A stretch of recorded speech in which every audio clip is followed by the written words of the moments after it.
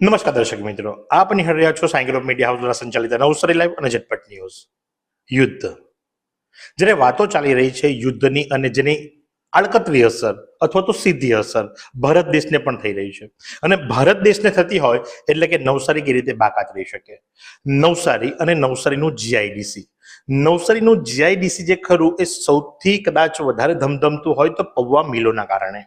કારણ કે દક્ષિણ ગુજરાતની અંદર નવસારી જીઆઈડીસી એકમાત્ર એવું જીઆઈડીસી છે કે જ્યાં કદાચ કહી શકાય કે એક્સપોર્ટ કરવાની ક્ષમતા નવસારી જીઆઈડીસીમાં પૌવા મિલની સૌથી વધારે છે.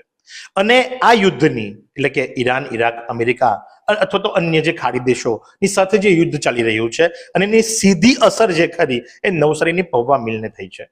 કઈ રીતે નવસારીની પૌવા મિલને અસર થઈ છે આપ પણ વિચારતા હશો, તો આપના જવાબને આપશે આપણા ઓમપ્રકાશભાઈ અગ્રવાલ. ઓમપ્રકાશભાઈ અગ્રવાલ, આપનું હાર્દિક સ્વાગત છે. અને સૌથી પહેલા તો પૌવા મિલ, અને જ્યારે પણ નવસારીની અંદર પૌવા મિલનું નામ આવે એટલે પહેલું નામ આવે ઓમપ્રકાશભાઈનું. કેવી અસર થઈ રહી છે અત્યારે પૌવા મિલને અને શું પરિસ્થિતિ છે? પૌવા મિલનો આપણતાનો ઉદ્યોગ લગભગ વાર્ષિક 1000 કરોડ જેટલો આ વેપાર ઉદ્યોગ છે. હમણાં જે આ ખાડી યુદ્ધ જે ચાલી રહ્યું છે, આ ખાડી યુદ્ધને લીધે થોડી આ પૌવા મિલને પણ અસર થઈ છે. હમણાં પૌવા મિલની અંદર લગભગ હું માનું છું કે 10 થી 15% જેટલી આ પૌવા ઉદ્યોગને આ અંગેની અસર થઈ છે. બાકીનો આપણે ત્યાં જે કંઈ પૌવા મિલનો ઉદ્યોગ ચાલે છે તે મહારાષ્ટ્ર, MP, રાજસ્થાન ને ના વિસ્તારોમાં પૌવા મિલનો પૌવા મોકલવામાં આવે છે. પછી ખાડી યુદ્ધમાં જે 10-15% જે ફોરેન જતા હતા તે હમણાં બંધ થઈ ગયા છે. ના ખાડી યુદ્ધ જો લાંબો ટાઈમ ચાલે તો એની બી આ ઉદ્યોગ પર ઘણી અસર પડવાનો સંભવ રહ્યો છે. આ ઉદ્યોગમાં આજે લગભગ આપણા વિસ્તારની અંદર 5 થી 7 હજાર માણસો વર્કરો કામ કરી રહ્યા છે. આજે લેબરો કામ કરે તેની સાથે ટ્રાન્સપોર્ટરો બી કામ કરતા હોય છે, પ્રિન્ટિંગ વાળા બી કામ કરતા હોય છે, પેકિંગ વાળા બી કામ કરતા હોય છે. એટલે આની સાથેનો લગભગ જો સરેરાશ જોવા જાઓ તો 15,000 માણસો આ પૌવા ઉદ્યોગ પર હાલમાં તો નિભાઈ રહ્યા છે. આ જો ખાડી લાંબો ટાઈમ ચાલે તો આ ઉદ્યોગને પણ અસર થવાની સંભાવના છે. તો આપે જે પ્રમાણે સાંભળ્યું એ મુજબ કે સીધા 5,000 વર્કરો અને આડકતરી રીતે 15,000 વ્યક્તિઓનું ઘર આ પૌવા મિલના કારણે ચાલે છે. અને એમના જણાવ્યા મુજબ કે 15 થી 20% હિસ્સો જે ખરો એ એક્સપોર્ટ થતો હોય છે. એટલે જે એક્સપોર્ટ થાય છે, આપણે જે અહીંથી નિકાસ જે કરીએ છીએ એ નિકાસની અંદર 15 થી 20% આ દેશોની અંદર થાય છે.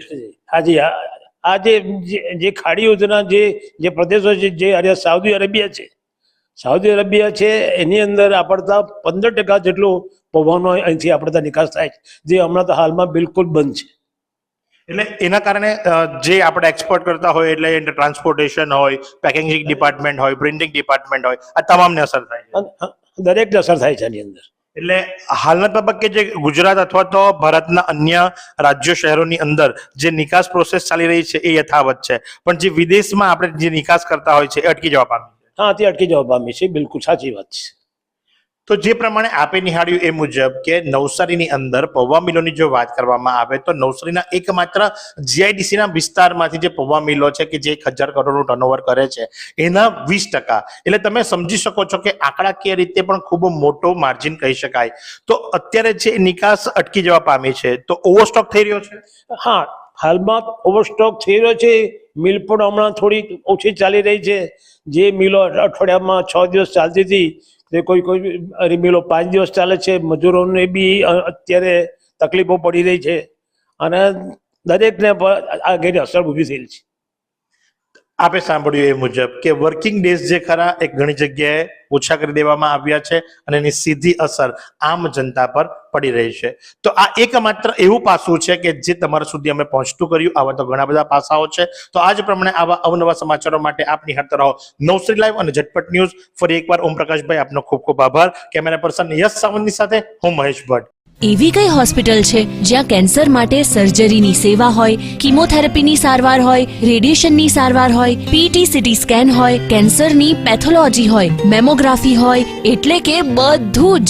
હા, બધી જ સારવાર એક જ હોસ્પિટલમાં હોય. તે છે નવસારી નિરાલી કેન્સર હોસ્પિટલ.